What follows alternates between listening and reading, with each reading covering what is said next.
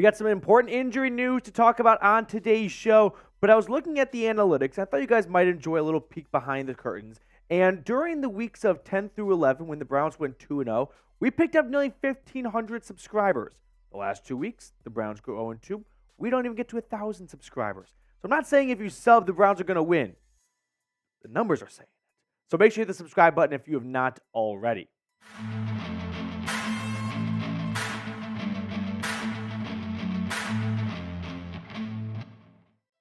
Welcome on into the Cleveland Browns Report by Chat Sports. Matthew Peterson here, breaking down the injury report from Cleveland and looking at the Jags going into a very important Week 14 matchup for both sides, right? The Jags are trying to keep pace with the Chiefs and with the Ravens for the number 1 seed, and the Dolphins actually, and the Browns are at least trying to make the playoffs. So with that being said, let's check out the injury report, starting with Cleveland. Amari Cooper, Kareem Hunt, and Maurice Hurst all did not practice today. Cooper is in concussion protocol. He's also playing through a rib injury. He has not missed a game since 2017 due to injury.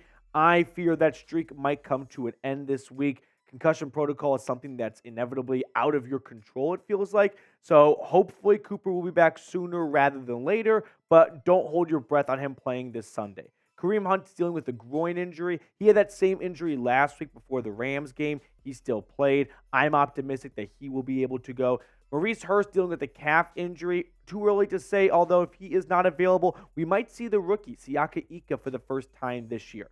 Now, if Amari Cooper is unavailable, it's going to be on the rest of the wide receivers to step up. Elijah Moore clearly had some chemistry with Joe Flacco going back to their time with the Jets, and that was evident during the Rams game, but Cedric Tillman has come on as of late. David Bell is good for 1 3rd and 5 conversion every month, it feels like. And then Marquise Goodwin, he is still in concussion protocol, but that brings us to a nice segue. Back at practice today, Dorian Thompson-Robinson and Marquise Goodwin.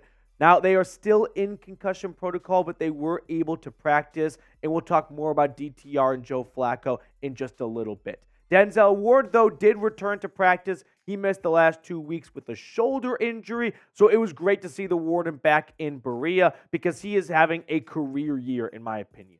Under 50% completion percentage, I believe that is the lowest of his NFL career. 280 yards allowed and 1 touchdown, according to Pro Football Reference. 2 picks, 10 pass breakups, and 1 forced fumble.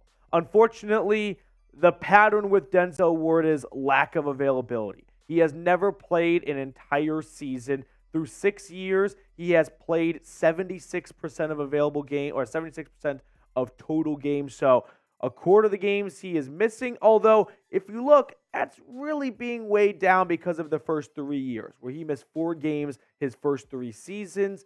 However, the last 3 seasons, he missed 2, 3, and now 2 games. So hopefully he continues to learn how to keep himself healthy and available because he plays like he's 270 pounds sometimes when he's not. So I think we are seeing Denzel Ward learn how to maybe not tackle better, but put himself in better spots to avoid injuries. Now, Denzel Ward, I've long said, is a guy that I would love to get a jersey for because everyone's going to have a Deshaun Watson or Myles Garrett jersey. But if you see a Denzel Ward jersey, you're like, that guy knows ball. So who's your favorite Browns defensive player of all time? If you want to go with Myles Garrett, I'm not going to hate on you for that. It's a great pick. But if you want to dig a little deep, can I get some Clay Matthews in the chat right now? Let me know who your favorite Browns defensive player all time is down below in the comment section. Next up on the show, we're going to talk about Joe Flacco. Is he going to be the Browns starting quarterback this Sunday against the Jags? We'll take a look and see what happened at Berea's practice today. But really quickly, a shout out to our friends at Prize Picks. Now, Prize Picks is our supporting sponsor for today. And let me tell you how Prize Picks works. You pick more or less on 2 to 6 player stat projections. And if you correctly get those 2 to 6 player stat projections, well, you can win up to 25 times your money. So here's what I'm rolling with this Sunday. Bryce Young, more on his passing yards. Now, I know you're thinking, Petey, Bryce Young has not been good this year. Yes, but I'm here to remind you that when your head coach gets fired, there's always that interim bump for the next 2 to 3 weeks. So we are in the threshold of that 2 to 3 week interim bump. I like the more on Bryce Young. We all saw Matthew Stafford have it on Sunday, so I'll take his more against the Ravens. I like the more on Drake London for the Falcons against the Bucks below 50 yards. Give me the more. And then Javonte Williams for Denver, 57.5 rushing yards against the Chargers, one of the worst defenses in the NFL. Give me the more on that as well. So if you want to stay locked in on the games this season, PrizePicks is also available for basketball, college football, all sorts of sports. So go to prizepicks.com/CLNS and use code CLNS for a first-time deposit match up to $100. I put that link for everyone, you're welcome, in the comments and description of today's video. Joe Flacco back at practice, and he was the starting quarterback. He took predominantly most of the starting reps, which was during practice today, which was available during the practice portion today that was available to the media there. So Joe Flacco is definitely trending in a direction where he's going to make his second straight start for Cleveland. And when you look at Joe Flacco's numbers, Week 13 against the LA Rams, 254 yards, 2 touchdowns, 1 interception. In my eyes, Joe Flacco should be this team's starter, not only for Week 14, but for the rest of the season. When they signed Flacco, I remember being in the camp of, well, he's been sitting on his couch for a while. Let's see what DTR can do. I'm not ready to just move on from DTR because of the Ravens game. Let's see how he operates with a full week of practice. We had some great moments in the preseason. And then I kind of had a moment where I was like, Matthew, the Browns at the time are 7-3 or 6-3, whatever they were before they got Flacco. They have an incredible defense. And I'm about to just sit back and go, let's trust the rookie compared to the Super Bowl winning quarterback, Joe Flacco. Yeah. About 3 days later, I'm like, you know what? Someone slapped me because that was a bad idea. Let's proceed with Joe Flacco the rest of the season. I had to eat a lot of words. I just texted my Ravens friends and said, you know what? I take back what I said for all those years. He is, in fact, elite. If Joe Flacco wins embrace debate. Seeps, you can unmute yourself if you want. If Joe Flacco wins a Super Bowl for the Browns this year, is he a Hall of Fame quarterback? Go.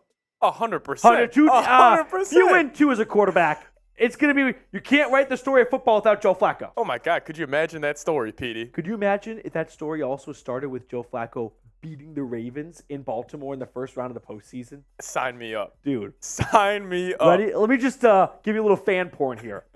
Browns with the ball, no timeouts, 52 seconds left at their own 33-yard line, down 4, and he finds Elijah Moore down the sideline. Love it. Oh, baby. There are some chubs right now across the country.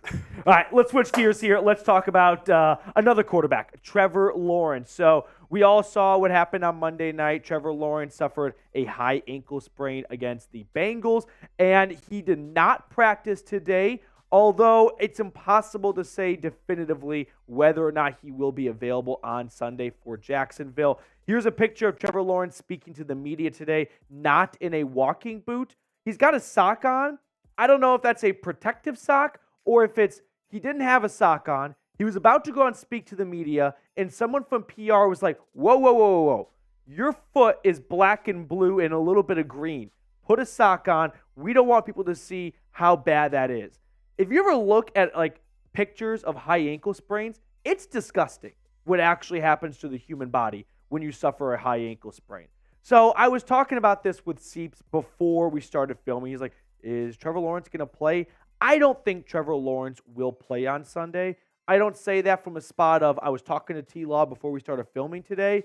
He says he feels a lot better than he thought he would, but ultimately he suffered a high ankle sprain on Monday. We've seen running backs take a long time to come back from that. Now, Trevor Lawrence is not a running back, obviously, so I could see him having that Eli Manning, Phillip Rivers mindset of, I'm an Iron Man. I'm going to go out there as long as I don't have to get season-ending surgery. For a high ankle sprain as a quarterback, maybe he decides I'm just not going to be mobile. I'm going to stick in the pocket, and I'm just going to throw with my upper body, and we're just going to gut through. Or maybe Jacksonville goes, hey, they're also down to their non-starting quarterback, and maybe this is an opportunity to give us, get you a week off, get yourself healthy for a real playoff push down the road, and not compact this injury or compound this injury and make it worse before we get to January. Now let's get to some other injury news here. Cornerback Cameron Mitchell, the rookie out of Northwestern, he is back from IR. He missed the last 4 weeks or so with a shoulder injury. It's great to see him come back. Great to see Denzel Ward come back. This secondary needs to get healthy, especially if Trevor Lawrence is going to play on Sunday. So Cameron Mitchell back. Jed Wills has not been activated from injured reserve. They've not opened his practice window. Part of me feels like the Browns are not in a dire rush to get Jed Wills back. Dorian Christian, who has filled in at left tackle the last 4 games, quietly has played very, very well. So I think the Browns are in a spot where they're like, Jed, don't push it. If you're not 100%, we're not in a dire rush to get you back. So if you don't feel like you're ready to roll, we'll keep going with Dorian Christian, who is giving us equal to maybe even better play we were getting out of Jed Wills before he went down. Now, I do want to wrap up the show with a bit of a funny, injury note here. Kevin Stefanski spoke to the media today, and they talked about Anthony Walker being the Browns nominee for the 2023 Walter Payton Man of the Year. And Anthony Walker, I remember last week, popped up on the injury report with an illness. I was like, I wonder what happened. We found out what happened. He ordered oysters on DoorDash while they were in LA, which you don't get the opportunity to order oysters on DoorDash very often unless you probably live in LA or some coastal city. So maybe he was like, that's just too good of an opportunity to pass on. But this has to be a top 10 funniest injury in recent Browns history. The guy luckily played the game, but had he ordered the oysters on Saturday night, he would have missed the Rams game because he was bent over the toilet because of delivery oysters. What a way to potentially miss a game. So with that being said, let's wrap up the show with this one here. And Seeps, you can come back in if you want to. Which restaurant will you never go back to because you got sick from? So no free ads, but I got sick from 2 of my favorite restaurants of all time. Buffalo Wild Wings and Jimmy John's. No way. I forgave them so fucking fast. I did not care. It was tough. I was very disappointed. I felt betrayed. Yeah. But very quickly I was like, I can't go the rest of my life without B-Dubs and Jimmy John's. So yeah. I'm back at JJ's like nothing ever happened. I am shocked to hear that. Yeah. For me, it's the Golden Corral. Okay.